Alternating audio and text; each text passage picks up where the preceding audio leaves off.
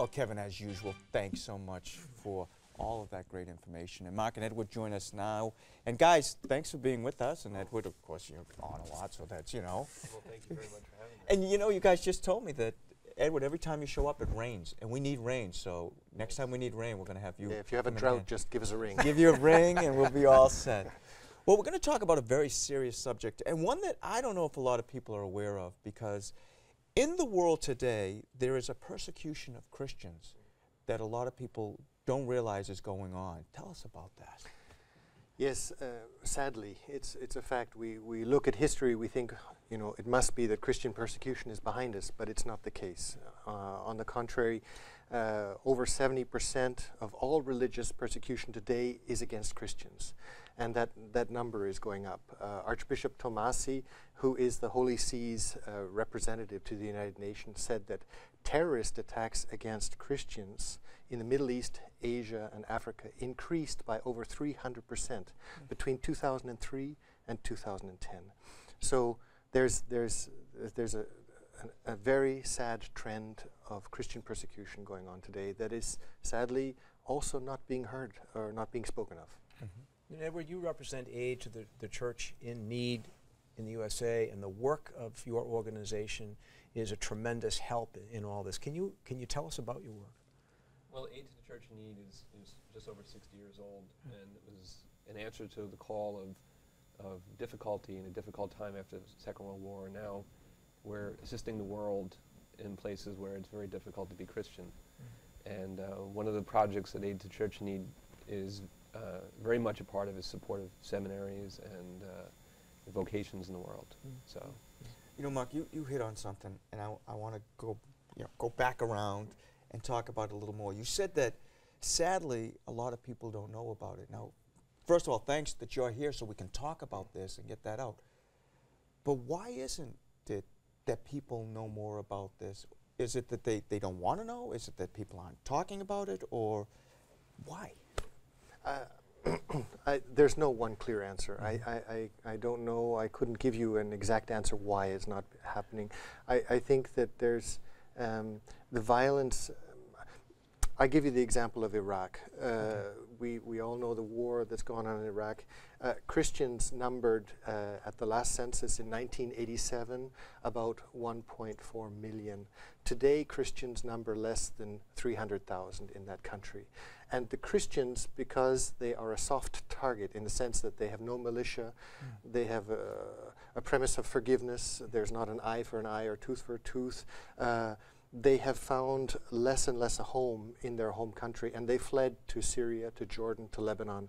And we see an absolute de-Christianization of Iraq. And the fear is, what happens if the Assad regime falls in Syria? The Christians there are very afraid because they look at Iraq and they think, is that our future? So it's often tied up with greater political problems, and this is where it's hard to say or define this is the reason. Yeah, and I think about that for a moment, and here I am, let's say I'm a Christian in Syria or the Middle East, anywhere in the Middle East. You've got to feel alone and almost in fear somewhat of that. So these are very courageous people, but they're not alone in a sense, right? No, and this is where we are called. What is our responsibility?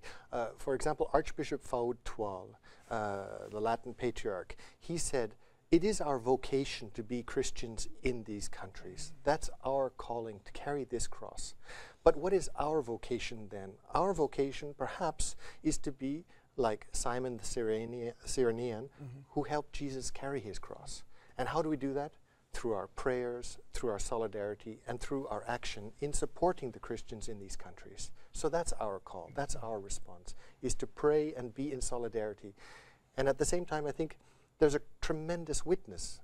This is their suffering for their faith. And how does this impact on my life? How do I look at my own faith and say, if they go through that to live and witness their faith, how am I living my faith?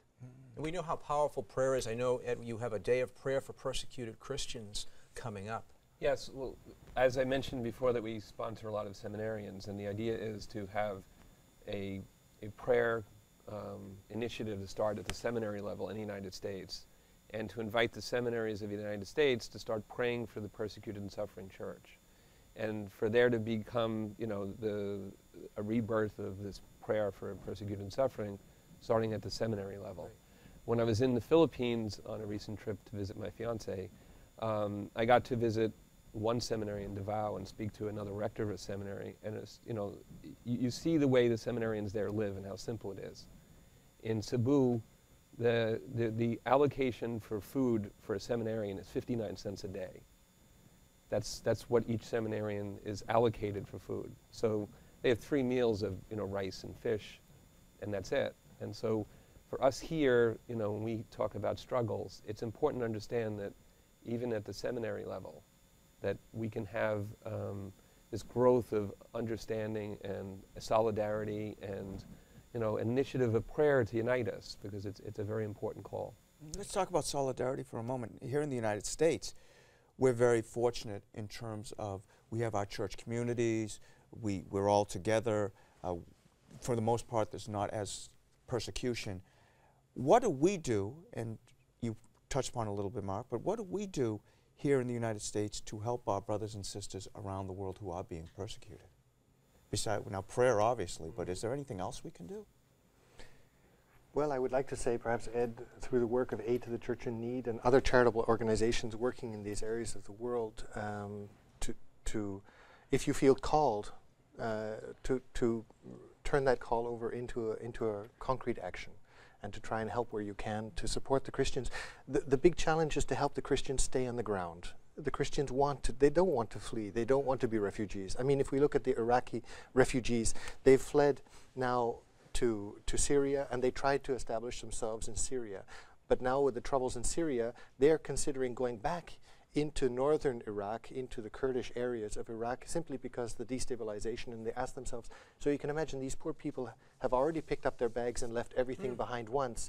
Now they're having to pick up the little that they have left to go and be refugees back in another part of their own country, which they don't even know the stability and the future of Iraq. You know, and what's very important here to remember is it's because they won't renounce their faith.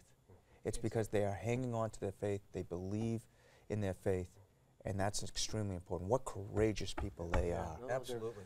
Yeah, they're witnesses of the crucified Christ for us today. I got to tell you just a quick story. Sure. We have this domain here at Catholic TV called iCatholic.com, and it's our social site, and it was given to us by a Palestinian Christian who happens to be a Catholic, who asked us only here to pray for the plight of Christians in that part of the world who are being persecuted. So well, we have a connection here too. We're speaking, and I think it's important, the Holy Land itself. I mean, 30 years ago, 40 years ago, we were talking about 20% Christians living in the Holy Land. Today, it's less than 3%.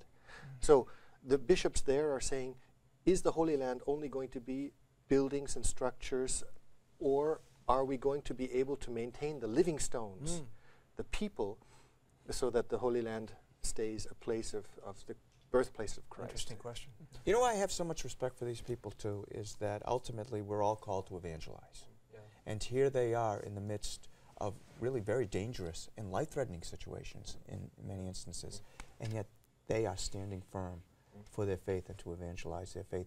You must see such great stories of things like that too. Yeah, it's at the same time it's horrifying. I mean, if you consider during the civil war in Sudan, when it was Arab against black, it was Muslim against Christian, there were literally cases of crucifixion going on, where you would find people who had been crucified for their faith.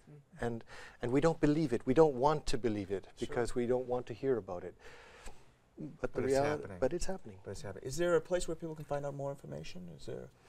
Yes, well, we have a website also for our program, Where God Weeps, and that's called wheregodweeps.org, and there we try and highlight the situation of the suffering and persecuted church, and then also, obviously, Aid to the Church in Need. Yeah, it's churchinneed.org. Well, thank you both of you very much for being in today, sharing this story with us, a very important story.